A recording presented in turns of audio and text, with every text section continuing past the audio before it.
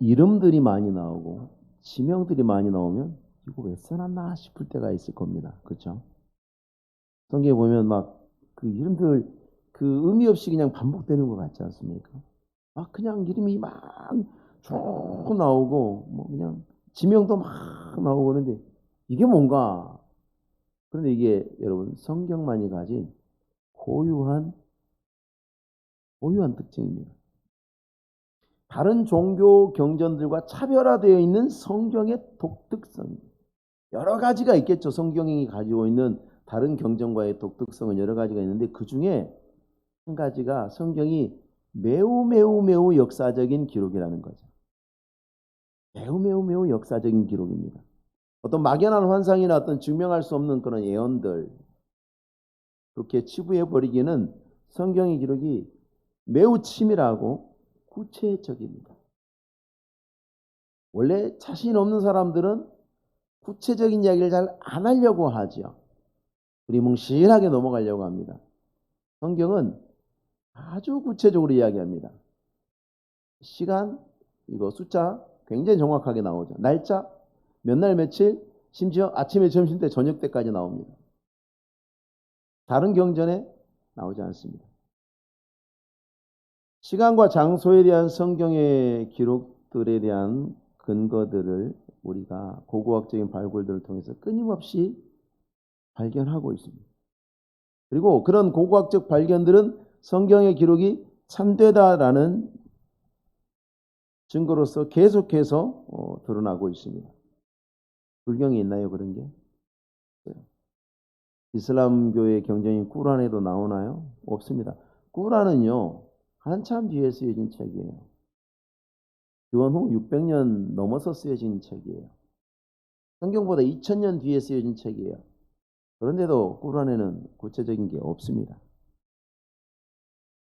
자, 창세기 10장은 우리가 의외로 간과하는데 창세기 10장은 매우 중요한 위치를 차지하고 있는 장이기도 합니다. 홍수 이후에 새롭게 시작하는 인류의 조상들의 기록입니다.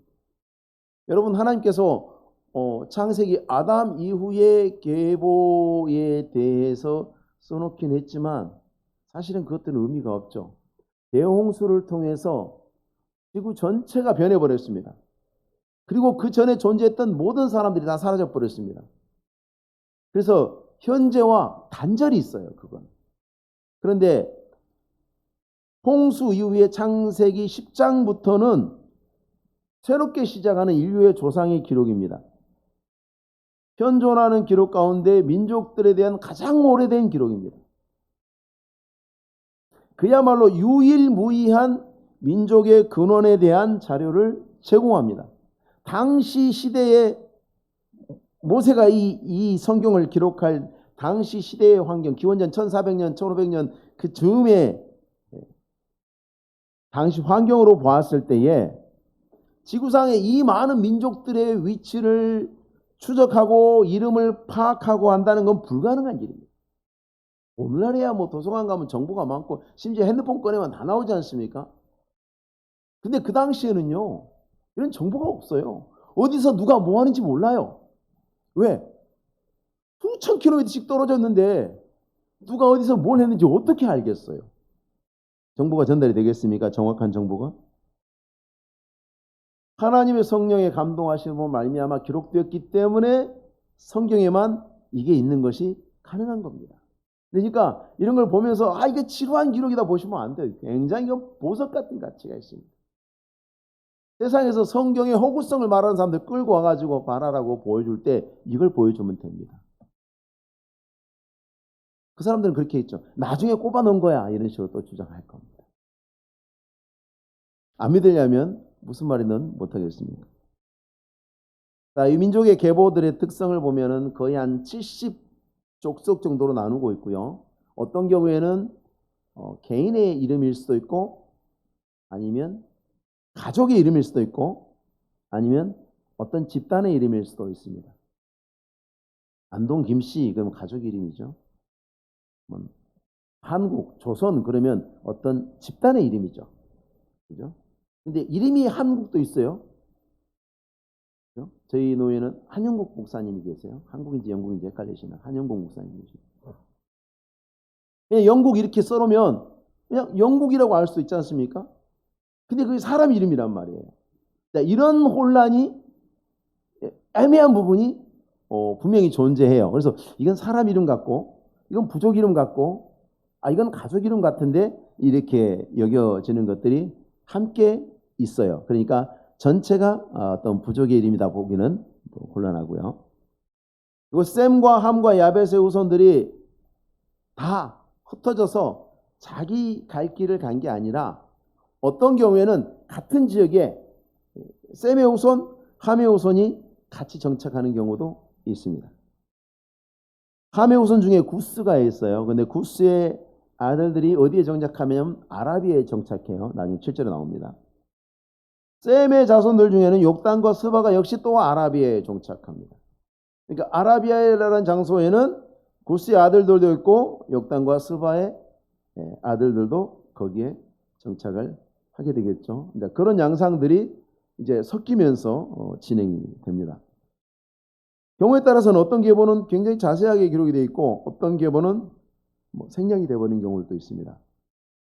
이건 하나님 봤을 때 어떤 사람의 삶은 기록으로 남겨두고 사람들이 기억할 만한 가치가 있는 게 있고 어떤 것들은 그렇지 않을 기억하실 만한 어떤 업적도 남기지 못한 경우도 있다는 걸 보여주는 거죠.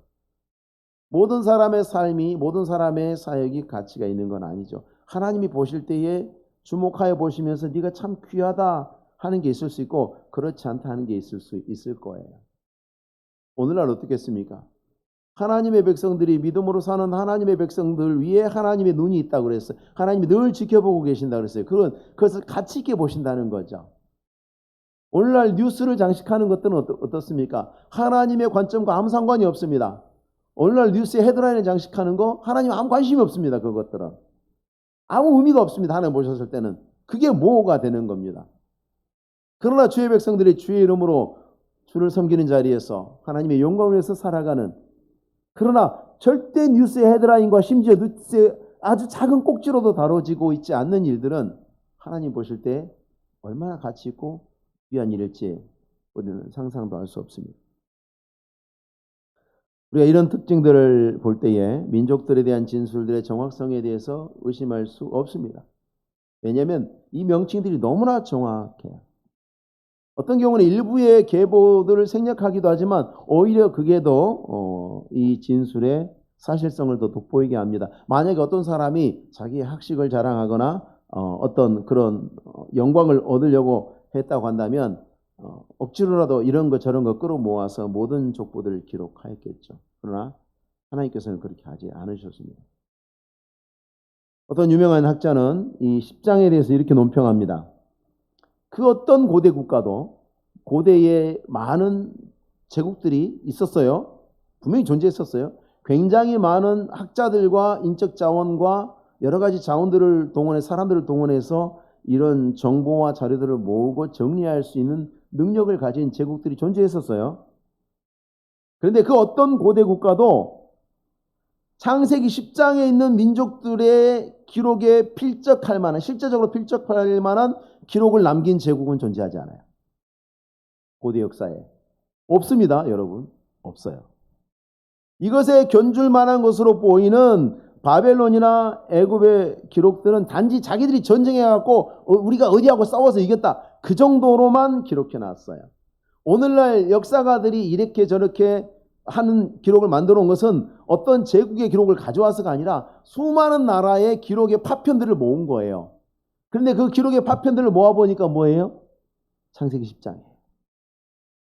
그냥 창세기 10장 읽었으면 될 텐데 그냥 쫓아다니면서 전 세계를 뒤지고 다니면서 기록의 파편들을 모아가지고 짜맞춰 보니까 다르지 않아요. 창세기 10장과.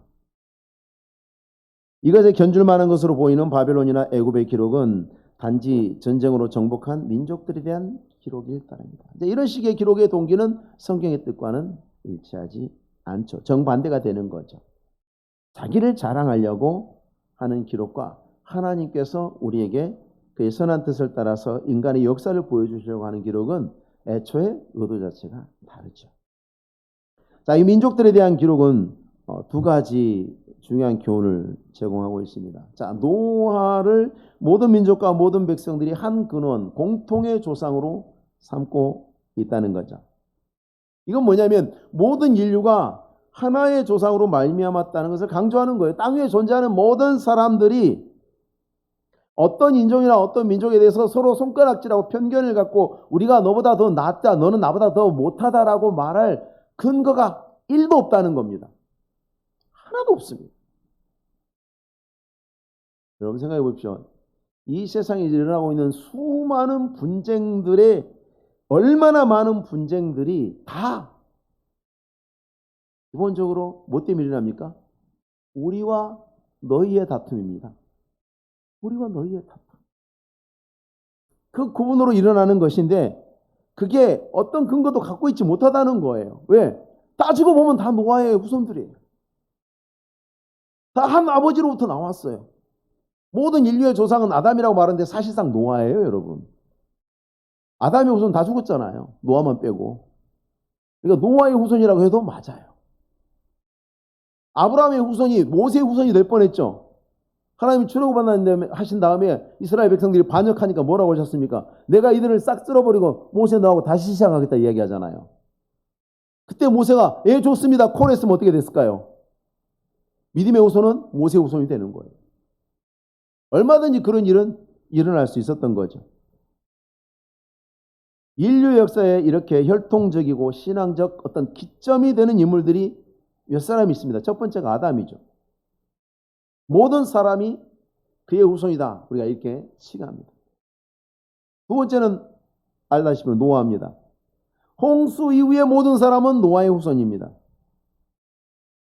사실은 옛날에 아프리카 사람들 돕기 위해서 위아더 월드 했습니다.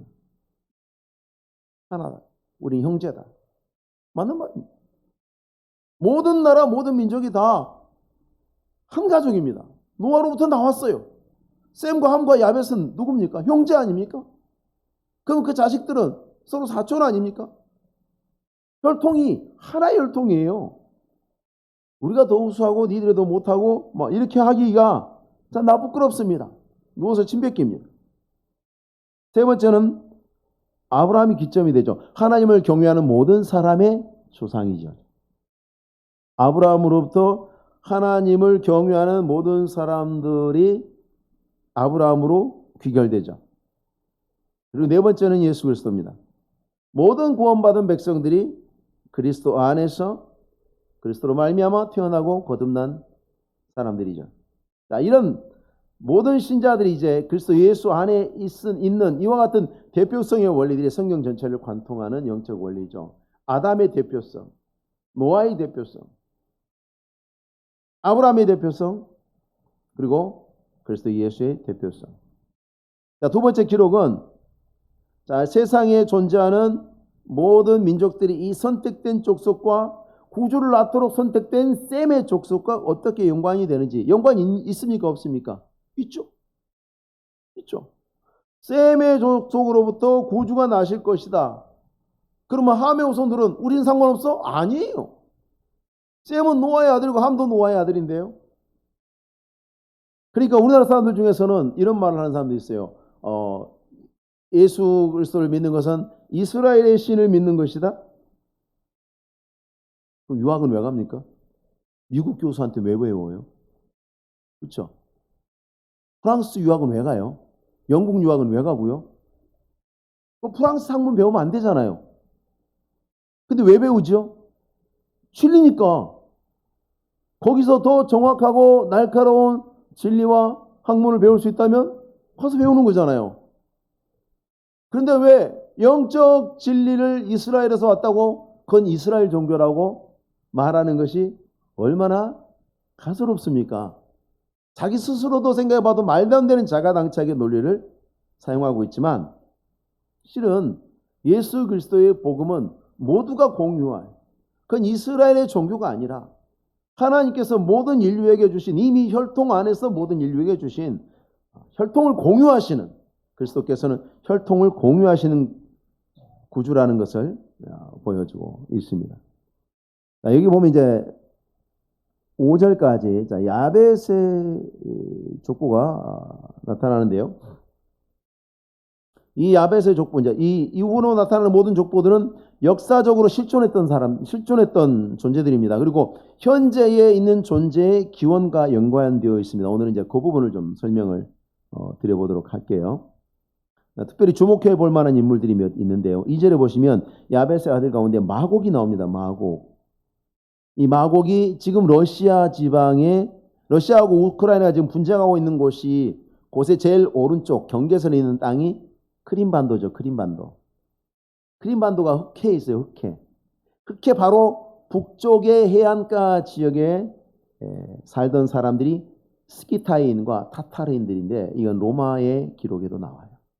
로마 제국의 기록에도 나오고 로마 제국과도 전쟁을 여러 차례 했어요. 스키타인들이. 근데 이 사람들이 누구냐? 바로 마곡의 후손들이다. 나중에 이 타타르인들은 징기스칸이 몽골 군대를 가지고 유럽을 정벌할 때 이 타타르인들이 몽골 군대에 편입돼 가지고 같이 움직여요. 이 타타르가 마곡에서 나온 겁니다. 역사적으로. 두 번째 마대가 나옵니다. 보시면 마곡 다음에 마대가 나오죠. 마대 발음이 비슷하면 잘 보시면 마대가 메대하고 발음 비슷하죠. 이 메대가 이란입니다. 오늘날 이란 지역입니다. 그리고 일부는 인도로 내려갔죠. 그래서 예수님을 찾아왔던 동방 박사가 누군가? 이 마대 사람들입니다. 메대 사람들입니다. 그 다음에 나오는 것이 메색이라는 이름이 나옵니다.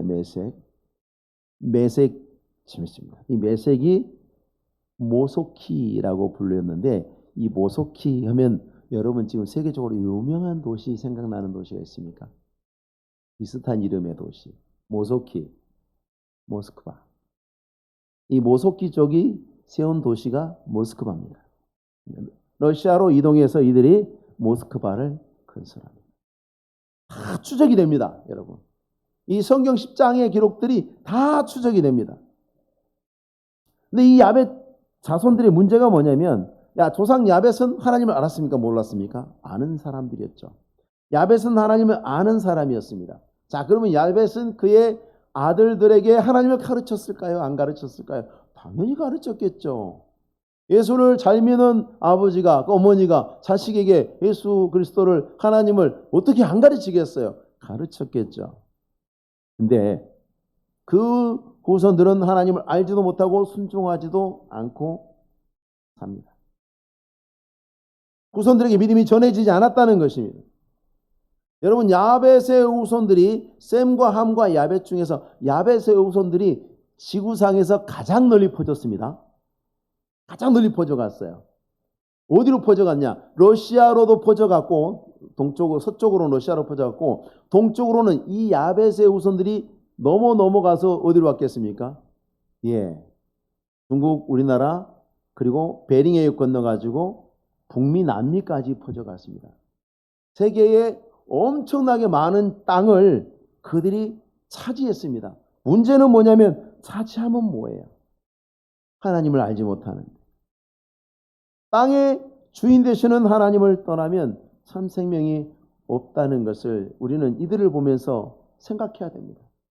하나님이 없는 땅, 인간은 뭘로 만들어졌습니까? 흙으로 만들어졌죠. 흙으로 만들어져서 땅을 딛고 살다가 땅으로 돌아가는 존재인데 인간이 살아있을 동안과 땅으로 돌아갔을 동안 그 사이에 뭔 차이가 있습니까? 생명의 차이가 있죠. 인간이 살아있는 동안에는 흙으로 만들어진 존재지만 활동하고 삽니다. 근데 생명이 떠나면 인간은 원래 흙으로 돌아가 버리죠. 하나님이 없는 땅이라는 것은 곧 무의미한 것이 됩니다. 사람뿐만 아니라 지금 현재 있는 이 땅에도 생명을 부여하는 것은 하나님의 은혜죠. 하나님의 은혜를 공급하심으로 이 땅이 살기도 하고 죽기도 하고 그렇습니다. 하나님 없는 땅, 하나님이 없는 사람의 존재와 그들의 삶의 가치를 우리는 말할 수 없습니다. 3절에 보면 또 고멜이 나옵니다. 이 고멜의 자손들이 서쪽으로 이동해서 뭘 세우냐면 프랑스의 고을족을 세웁니다. 이건 이제 로마 제국의 갈리아 정기 그런데 보면은 로마 제국 기록에 보면 이 프랑스의 고을족과 싸우고요. 영국에는 켈틱족이 있죠. 스페인에는 갈라시아족이 있고 독일의 게르만족, 영국의 웨일즈, 그다음에 아일랜드 전부 고멜의 후손들입니다. 고멜이 서쪽으로 이동해서 바로 이렇게 갈라진 겁니다. 혈통적으로 이 사람들은 통합니다. 그리고 언어도 통합니다. 그래서 유럽에 가면 4개국어, 5개국어 하는 사람 만나는 게 흔합니다. 조금만 배우면 안다는 거죠. 제가 전에 북유럽 여행 갔을 때 제가 가이드한테 들은 이야기입니다. 노르웨이, 덴마크, 스웨덴은 언어가 너무 비슷해서 언어가 다르긴 다른데 상대방이 막 뭐라고 이야기하면 거의 대부분 알아듣는데요. 이게 스웨덴 사람은 스웨덴 말하고 노르웨이 사람은 노르웨이 말하고 덴마크 사람은 덴마크어를 하는데 자기들끼리 막 이야기를 하는데 의사가 통한대요. 그러니까 서로 막 말을 하는데 언어가 분명히 다른 것 같아요. 이것도 좀 달라요. 근데 말하는데 의사소통이 된대요. 대화가 된다는 거예요. 왜?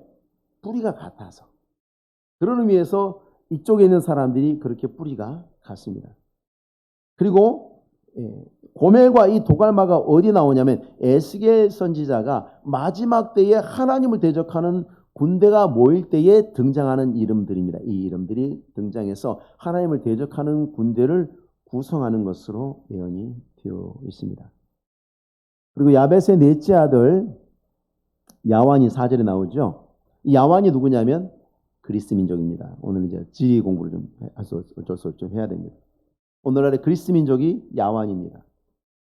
이 사람들이 지중해를 진출하죠. 그리고 인류 역사에 가장 빛나는 인류 철학의 시작을 만든 상당히 위대한 사회를 발전시켰죠. 근데 그 야완의 아들에 누가 있냐면 누가 나옵니까? 야완의 아들의 4절에 달시스가 나오죠. 많이 들어본 것 같지 않습니까? 달시스. 예. 요나 선지자가 어디로 도망칩니까? 다시스로 도망치죠. 거기입니다. 맞습니다. 스페인의 동쪽 해안 지방을 말하는데 원래 그 아들의 이름으로 그 땅이 그렇게 불려진 겁니다. 달시스는 원래 사람 이름인데 그렇게 도시와 지방 이름이 됐죠. 기띔은 오늘날 터키 아래쪽에 있는 오늘날도 약간 분쟁 지역이라고 할 수 있는 사이프러스 섬입니다. 그리고 도나님은 지중해 터키 아래쪽에 있는 로도스 섬입니다. 이게 다 역사 문헌을 통해서 추적이 가능합니다. 생각해 보십시오. 어느 나라, 어느 책에 이렇게 자세한 나라와 민족의 기록들이 있습니까? 얼마나 이건 또 정확합니까? 고대에 있었던 이런 민족들의 흔적은 너무나 분명하죠. 창세기가 기록된 기원전 1500년 이경에 400년 이경에 이처럼 방대하고 자세하게 민족의 발자취를 정확하게 추적하고 알 수 있습니까? 불가능하죠. 제국의 모든 역량을 동원해도 불가능한 기록을 누가 기록을 했습니까? 미디안 광야에서 40년 동안 양들하고만 지내서 모세가 혀가 뻣뻣하다 그랬어요. 애굽의 왕자였던 사람이 40년 동안 혀가 뻣뻣하다 그랬어요. 우리는 그것을 이해해야 돼요. 왜냐하면 우리나라에 하멜 표류기가 있지 않습니까? 하멜이라는 사람이 네덜란드 사람인데 이 사람이 난파가 돼가지고 표류가 됐을 때에 이 사람보다 먼저 표류가 되어서 우리나라에 정착한 사람이 있었어요. 이 사람도 네덜란드 사람이었어요. 그 사람 이름이 누구냐면 박연입니다. 박연. 이 사람이 네덜란드 사람인데 한국에 오래 살다가 이제 수십 년 뒤에 네덜란드 사람들이 또 제주도에 표류가 돼가지고 조정에 보고가 돼가서 조정에서 급파를 했어요. 이 사람을. 박연을. 근데 박연이 갔는데 네덜란드어를 못해요. 통역하라고 보냈는데 통역을 못해요. 네덜란드어를 다 잊어버린 거예요. 그 수십 년 세월 동안에. 보니까 자기하고 똑같이 생긴 사람이고 자기도 고향 사람인 것은 알겠는데 말이 생각이 나질 않아요. 여러분, 모세가 40년 동안 양들하고만 지냈어요. 어떻게 됐겠습니까? 바보가 됐겠죠. 말 안 하니까 아무도 말을 안 들어주는데, 대화할 상대가 없는데 얼마나 우리는 모세의 심경을 이해해야 돼요. 나는 혀가 뻣뻣한 자라고 말할 때 그것을 이해해야 돼요. 그것은 사실이었어요. 말을 안 하니까 잊어버린 거죠. 그런데 그렇게 언어를 잊어버리고 지적인 능력을 사용할 수 없는 환경에서 지내야 했던 모세가 바로 하나님의 부름을 받아서 바로 출애굽해서 광야를 방황하는 중에 이 엄청난 기록을 하게 하셨습니다. 광야입니다, 여러분. 모든 지식과 모든 사람과 단절된 곳이에요. 아무도 안 와요. 그들밖에 없어요. 어디서 이런 자료를 얻었을까요? 모세가 자료를 수집해서 썼을까요? 자유주의 신학자들은 그렇게 이야기합니다. 모세가 자료를 모아서 짜집겠다. 아니면 누군가가 모세 이름으로 짜집겠다. 얼마나 그들이 믿음이 없는, 하나님을 모독하는 사람들인지 알아야 됩니다.